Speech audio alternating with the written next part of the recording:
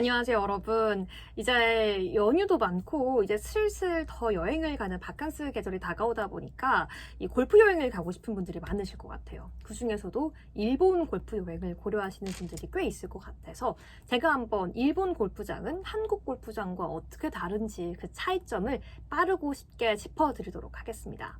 일단 첫 번째는요, 이 비용입니다. 사실 한국 골프장 굉장히 좀 가격대가 높잖아요.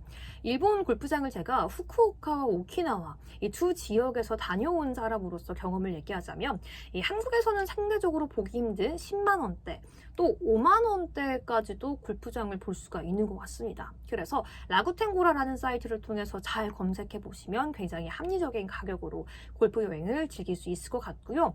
두 번째로는 2인 골프도 생각보다 쉽게 가능합니다. 물론 추가 비용을 조금 내야 하긴 하지만요. 한국에선 사실 뭐 특정한 시즌에만 겨우 2인 골프를 할 수도 있고 아니면 같이 좀 조인해서 골프를 쳐야 하는 경우가 많은데 일본에서는 상대적으로 2인 골프를 치기도 쉽고 2인으로 골프를 치고 있는 분들도 꽤 볼 수가 있습니다. 오히려 3인 골프부터는 추가 비용을 내지 않고서 그냥 쳐도 되는 경우가 많기 때문에 이 부분은 여행 같이 가는 사람이 꼭 4인이 아니더라도 좀 이득이라고 볼 수 있을 것 같습니다. 세 번째는요, 노캐디 플레이가 거의 대다수입니다.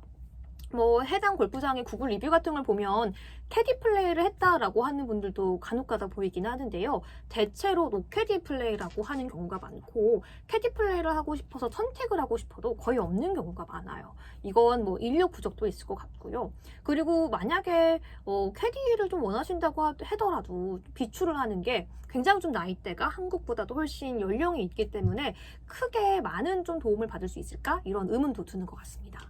다음은요, 이 페어웨이가 이 진입이 가능한 구장이 있습니다. 사실 한국으로서는 상상도 못하는 내용인데 정말 내가 카트로 운전해서 페어웨이 안으로 진입해서 보통 셀프 플레이를 많이 하기 때문에 쉽게 채를 꺼내고 이동하고 할 수 있다는 거죠. 하지만 제가 볼 때는 50대 50, 50% 정도는 페어웨이 진입이 안 되고 한 50%는 페어웨이 진입이 가능한 경우인 것 같아서요. 만약에 페어웨이 진입이 되지 않는 구장이라면 리모컨으로 조정도 가능하기 때문에요. 굉장히 또 셀프 플레이에 유용한 시스템이 아닌가라는 생각도 드네요. 그리고요, 또 특이한 게 하나 있습니다.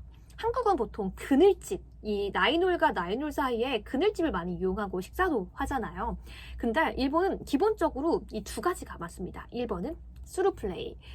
나인홀을 하고서 바로 슉 패스하고 다음 10번째 홀을 넘어가는 스루 플레이를 굉장히 많이 하고요.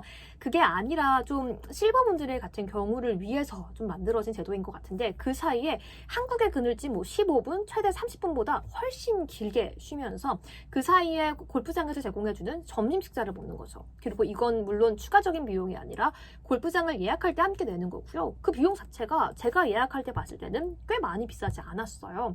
그래서 구글 리뷰를 보면은 해당 골프장의 식사가 맛있다, 좀 덜 맛있다 이런 내용들의 리뷰도 함께 많이 있는 걸 체크할 수가 있습니다. 그리고요, 여섯 번째로 함께 짚어보자면 함께 골프장을 이용한다거나 골프장 안에서 볼 수 있는 분들의 연령대가 굉장히 높습니다. 사실 저는 제 나이로도 한국 골프장을 갔을 때 사실 코로나 시기에는 어린 분들이 굉장히 많다라고 들었었는데 저는 이미 코로나 이후 가장 최근에 골프를 시작한 사람의 입장으로서 제 또래는커녕 저와 비슷하거나 제가 언니, 오빠라고 부를 수 있는 분들도 골프장에서 보기가 좀 어려운 것 같거든요. 근데 골프장은요, 저희 부모님 세대는커녕 훨씬 더 할머니, 할아버지라고 불러야 하는 그 나이대가 훨씬 더 많은 것 같습니다. 한마디로 한국보다도 연령대가 훨씬 높다라는 점도 좀 특징적이고요. 7번째는요, 여러분들도 그런 경험 해보셨나요? 까마귀가 공을 물어간다라는 내용은 들어봤는데 까마귀가 지갑이나 간식, 과자를 좀 굉장히 많이 물어갑니다. 까마귀가 굉장히 많은데요. 저 같은 경우에도 까마귀가 제가 타고 있던 카트에서 맛있는 그 허니버터칩 과자를 뺏어가서 굉장히 좀 무섭기도 하고 놀라웠는데 한국 골프장에서 볼 수 있는 까마귀 사이즈가 이 정도라면 일본 까마귀는 제 이 정도만 하거든요. 굉장히 무서우니까 꼭 거기 안에 있는 투명 비닐 천막으로 덮으셔야 한다는 점도 안내해드리겠습니다. 8번째 차이점은요, 사실 한국은요, 내가 공을 잘못 쳐서 다른 홀로 넘어가면 그냥 뽀를 외치고 나서 그 홀에 가서 줍거나 뭐 버리거나 해야 하잖아요. 아니면 뭐 캐디분이 가져다 주시거나요. 근데 일본 같은 경우에는요, 내가 잘못 쳐서 포가 나서 다른 홀로 넘어가면요, 일본 분들이 자꾸 제가 제 홀에서 공을 치고 있으면요, 어디서 자꾸 슬금슬금 눈치를 보면서 내려와요. 2명씩 짝지어서 한 명이 뒤에서 망을 봐주고요, 한 명이 공을 치고 갑니다. 언덕에서요. 이 치기도 굉장히 어려운 라인인 것 같은데 굳이 치시고요, 자꾸 들어오시더라고요. 이게 좀 일본 골프의 문화인 것 같고, 서로 방해만 안 되고 눈치만 잘 본다라면 이해하는 문화인 것 같습니다. 아마 이거와 좀 연장선에서 이야기하는 것 같은데, 9번째 차이점은 바로 양파, 더블 보기가 없습니다. 될 때까지 치는 거죠. 한마디로 양파에서 끝내는 게 아니라 될 때까지 공을 쳐야 되기 때문에 남의 홀로 넘어가도 어느 정도 치고 넘어가는 그런 문화가 좀 있는 것 같고요. 저는 그러지 않았습니다. 못하겠더라고요. 무섭잖아요.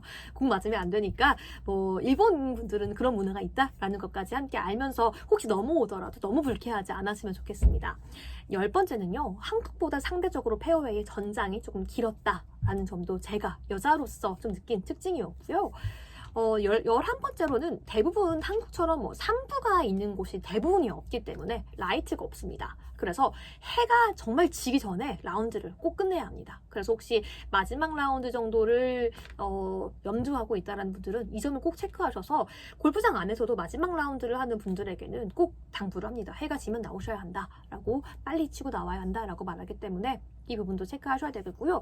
다음 내용은 카트비가 없습니다. 한국은 카트비 굉장히 비싸잖아요. 한 10만 원 정도라고 생각하면 될 텐데 일본은 카트비가 없기 때문에, 그리고 골프장도 비용이 좀 저렴하게 가려면 상대적으로 저렴한 골프장도 있기 때문에 한국보다는 훨씬 경제적으로 골프를 칠 수 있다는 거죠.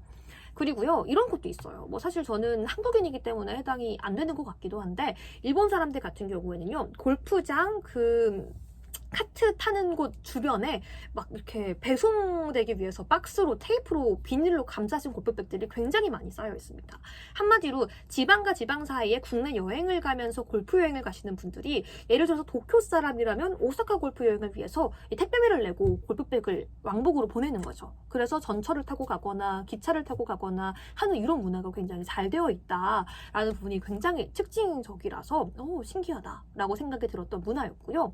다음번은 역시나 연결되는 부분인데, 이렇게 그냥 골프백은 보내놓고 기차 타거나 전철 타고 가는 분들이 많아서 골프장에서 운영하는 리무진 서비스도 있다라고 합니다. 마지막 15번째. 이거는 또 해당하지 않는 곳들도 있을 것 같은데요. 제가 경험한 꽤 많은 일본 골프장은 골프백은 내가 내린다, 그리고 내가 신는다 라는 점까지 함께 기억하시면 좋을 것 같아요. 그래서 사실 인력 자체가 많지 않은 것 같고, 연령도 꽤 많은 분들이 직원으로 일하고 있기 때문에 내가 거기 가서 차를 세우고 골프백을 내려놓고서 차를 세우고 와서 그 골프백을 좀 들고 가면은 그 자리에서 카트까지 이동하는 것들을 많이 도와주시고, 또 카트에 내려서 다시 1층으로 올려주는 그런 기계가 있기 때문에 그런 부분도 염두하지 않아도 될 것 같습니다. 이렇게 많은 분들이 또 일본의 골프 여행을 고민하고 있으실 것 같아서 그 차이점을 함께 정리해봤으니까요. 재밌게 봐주시면 좋겠고요. 혹시 제가 좀 잘못된 정보를 알고 있었다거나 추가적인 차이점이 있다라면 댓글을 통해서 많이 남겨주시면 감사드리겠습니다. 그럼 다음에 또 골프 이야기로 찾아올게요. 다음에 또 다시 만나요. 안녕!